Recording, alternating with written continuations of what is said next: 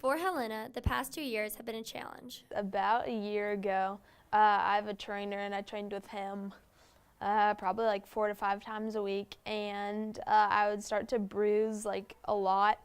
And so I would just take breaks off like every once in a while. Like when it started to get bad, I'd just take like a week off or so. And then we realized that like it wasn't getting better.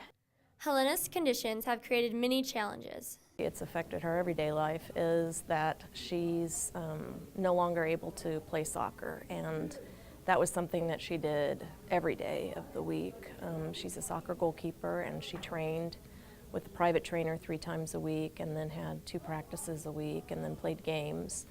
And for about a year, she hasn't been able to do that at all. Certainly for the last 3 months, she hasn't even been able to train. She was training a little bit even when she was injured, because he just modified her training so that she didn't injure her hip any further. But with the blood disorder, they've said she can't train or play at all for now until we kind of figure out whether it's going to be too dangerous for her to do it ultimately. The hardest part about like knowing that a blood disorder is probably just like strenuous like tests, and like they didn't figure it out for the first 2, and so just like waiting for tests to come back and having to like keep going to doctor's offices and just going through like all the tests, and like then not knowing, and then obviously not being able to play soccer, and just being limited on physical activity when like all my friends could do stuff. Like when there was like basketball and volleyball here, like I couldn't do that.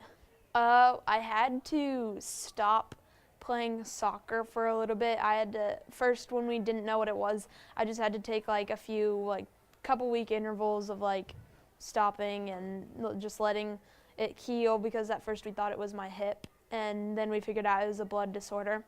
And then so we had to stop that. Right now I can just like run and do stuff. I just can't do contact things that might cause like stuff to happen with my blood disorder until they like totally figure out what it is and the issues like that. Through all the ups and downs, Helena's friends have been there for her. Helena is very crazy. She's very out there. She's just like, she's different, but in a good way. Like she's friends with everyone, and she's always kind-hearted. Well, I think what's unique about Helena is that she is motivated by activities, and she is driven by both her work in school, but as well as out of school. She wants to be involved. She's social. She has a lot of relationships, and she's pretty tight with her family as well. Her friends have been really great in helping her with this, especially in that they're not sort of dwelling on it or talking about it. It's not like they treat Helena any differently, because there's really no need to. She doesn't act differently. She's the same person she always has been.